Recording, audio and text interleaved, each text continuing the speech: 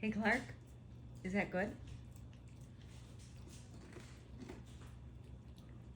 Is it some doggy yogurt and blueberries? We try blueberries a different way.